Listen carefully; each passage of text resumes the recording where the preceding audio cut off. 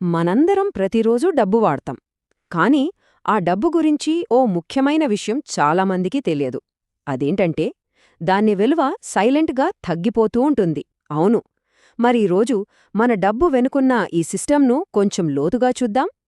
ఇది మన పొదుపును ఎలా ప్రభావితం చేస్తుందో తెలుసుకుందాం. ఎందుకంటే ఇది కేవలం ఎకనామిక్స్ పాఠం కాదు, ఇది మనందరి భవిష్యత్తుకు సంబంధించిన విషయం. ఒక్క క్షణం ఆలోచించండి. మనం రోజూ నమ్మకంతో వాడే ఈ ద్రవ్య వ్యవస్థలోనే ఏదైనా ప్రాథమిక లోపముంటే, మన ఆర్థిక జీవితానికి పునాది అనుకుంటున్న దానిలోనే ఒక పెద్ద సమస్య ఉంటే మన పరిస్థితి ఏంటి? ఇది నిజంగా కొంచెం భయపెట్టే ప్రశ్నే కదా. అంటే మన పర్సుల్లో ఉన్న కరెన్సీ, మన బ్యాంక్ అకౌంట్లలో కనిపించే నంబర్లు, వాటి విలువ కోల్పోయేలాగే డిజైన్ చేయబడితే మనం కష్టపడి సంపాదించిన ప్రతి రూపాయి విలువ మనకు తెలియకుండానే కాలంతో పాటు కరిగిపోతోందంటే దాని అర్థమేంటి? మన సేవింగ్స్కు, మన భవిష్యత్తు ప్రణాళికలకు ఎంత పెద్ద దెబ్బ ఇది?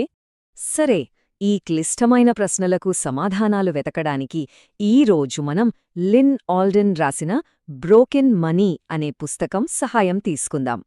ఈ పుస్తకం మనకు డబ్బు యొక్క గతం, ప్రస్తుతం, ఇంకా భవిష్యత్తు గురించి ఒక స్పష్టమైన చిత్రాన్ని ఇస్తుంది. సరే, ఈ కథను మనం మొదటి నుంచి మొదలుపెడదాం. అసలు ఈ డబ్బు అనే కాన్సెప్ట్ ఎలా పుట్టింది? ఇది మానవ నాగరికతకు ఎంత పెద్ద మార్పును తెచ్చిపెట్టింది?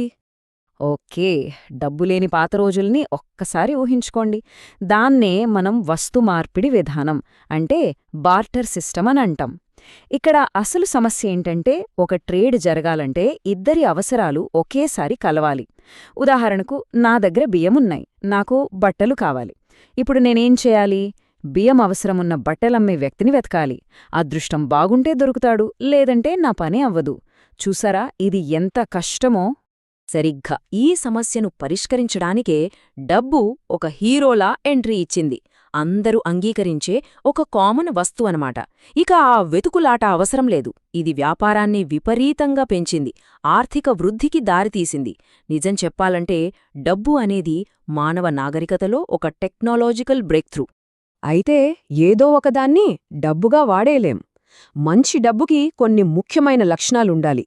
అది పాడవకూడదు, అంటే మన్నికగా ఉండాలి. ఈజీగా ఒకచోటు నుండి ఇంకో చోటుకు తీసుకెళ్లగలగాలి. చిన్న చిన్న భాగాలుగా విడగొట్టగలగాలి. అందరూ సులభంగా గుర్తించగలగాలి. అన్నింటికంటే ముఖ్యంగా అది అరుదుగా దొరకాలి. అందుకే కదా బంగారం, వెండి లాంటివి వేల సంవత్సరాలుగా డబ్బుగా చెలామణి అయ్యాయి. ఓకే, ఇక్కడి వరకు అంతా బానే ఉంది. మరిప్పుడు కథలో ఒక పెద్ద మలుపొచ్చింది. భౌతికంగా విలువ ఉన్న బంగారం నుండి డబ్బు వ్యవహారం మొత్తం ప్రభుత్వం చేతిలోకి ఎలా వెళ్ళింది? ఈ టైంలైన్ను చూడండి. డబ్బు ప్రయాణం ఎలా సాగిందో మనకర్థమవుతుంది. బాటర్ సిస్టమ్ నుంచి మొదలుపెట్టి బంగారం, వెండి నాణేలొచ్చాయి. ఆ తర్వాత బంగారాన్ని బ్యాంకులో పెట్టి దానికి బదులుగా కాగితపు నోట్లను వాడటం మొదలుపెట్టాం. ప్రతి మార్పు సౌకర్యాన్ని పెంచింది. కానీ 1971లో మొత్తం కథ మారిపోయింది. ప్రపంచవ్యాప్తంగా కరెన్సీకి బంగారానికి ఉన్న లింక్ తెగిపోయింది. అప్పట్నుండి మనం వాడే డబ్బుకో వెనుక ఎలాంటి భౌతిక ఆస్తి హామీ లేదు. ఈ కొత్త సిస్టమ్ని ఫియాట్ మనీ అంటారు. ఫియాట్ అంటే ఆదేశమని అర్థం. అంటే ప్రభుత్వం ఇది డబ్బని చెప్తుంది కాబట్టి మనం నమ్ముతాం, అంతే. దాని విలువ వెనక బంగారం లేదు, వెండి లేదు. కేవలం ప్రభుత్వంపై మనకున్న నమ్మకం, వారి పాలసీలు మాత్రమే ఆధారం. ఇది ప్రభుత్వాలకు చాలా ఫ్లెక్సిబిలిటీ ఇచ్చింది, కానీ మనలాంటి సామాన్యులకు కొన్ని కొత్త రిస్కులను కూడా తెచ్చిపెట్టింది.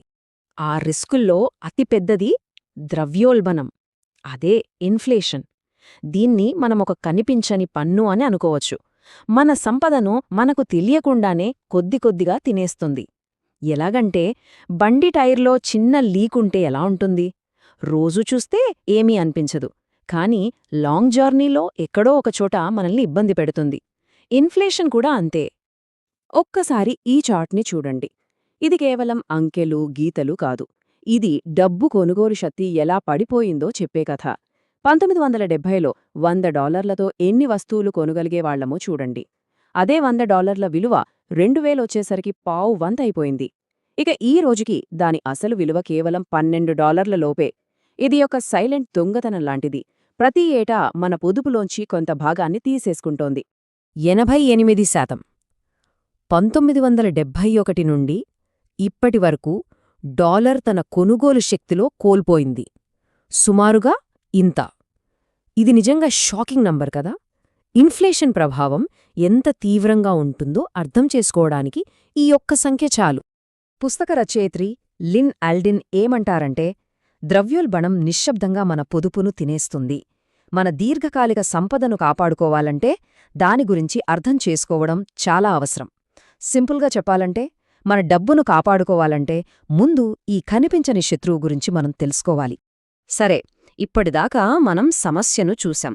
మరి దీనికి పరిష్కారమేంటి? ఈ పరిస్థితిలో మనం ఏం చెయ్యాలి? ఈ జ్ఞానంతో మన ఆర్థిక భవిష్యత్తును ఎలా కాపాడుకోవాలి? ఇప్పుడు దాని గురించి చూద్దాం. డబ్బు ప్రయాణం ఇక్కడితో ఆగిపోలేదు కదా. టెక్నాలజీతో పాటు డబ్బు స్వరూపం కూడా మారుతూనే ఉంది. డిజిటల్ పేమెంట్స్, ఆన్లైన్ బ్యాంకింగ్, ఇప్పుడు క్రిప్టోకరెన్సీలు, ఇలా కొత్త కొత్త వ్యవస్థలు వస్తున్నాయి. ఇవన్నీ మన ఆర్థిక వ్యవస్థను, రాజకీయాలను కూడా ప్రభావితం చేస్తాయి. సో, భవిష్యత్తు నిరంతరం మారుతూ ఉంటుంది. మరి మన ఆర్థిక వ్యూహం ఎలా ఉండాలి? ఇక్కడ 3 సింపుల్ స్టెప్స్ ఉన్నాయి. 1. మనల్ని మనం ఎడ్యుకేట్ చేసుకోవాలి. డబ్బు, ఇన్ఫ్లేషన్, వడ్డీ రేట్లు ఎలా పనిచేస్తాయో బేసిక్స్ అయినా తెలుసుకోవాలి. 2. దీర్ఘకాలికంగా ఆలోచించాలి. మన డబ్బు విలువ తగ్గిపోకుండా ఉండే పెట్టుబడి మార్గాలను ఎంచుకోవాలి. 3. ఎప్పుడూ అప్రమత్తంగా ఉండాలి. ఆర్థిక విధానాలు మనల్ని ఎలా ప్రభావితం చేస్తాయో గమనిస్తూ ఉండాలి. గుర్తుంచుకోండి, ఈ సిస్టమ్ గురించి మనకు ఎంత ఎక్కువ తెలిస్తే ఆర్థిక స్వాతంత్ర్యం వైపు మనం అంత వేగంగా మొదటి అడుగు వేసినట్లే. నాలెడ్జ్ మించిన ఆయుధం లేదు. చివరిగా ఒక్క మాట, డబ్బును అర్థం చేసుకోండి. మన కొనుగోలు శక్తిని కాపాడుకోవడానికి ప్రయత్నించండి. అన్నిటికన్నా ముఖ్యంగా ఆర్థికంగా ఎప్పుడూ సమాచారం తెలుసుకుంటూ ఉండండి. జ్ఞానమనేది కేవలం దారి చూపే మ్యాప్ లాంటిది, కాని ప్రయాణం చేయాల్సింది మనమే. సరైన యాక్షన్ తీసుకున్నప్పుడే మనం గమ్యాన్ని చేరగలం. కాబట్టి మన ఆర్థిక భవిష్యత్తును మన చేతుల్లోకి తీసుకుందాం. जय हो, जय हो, भारत माता की जय।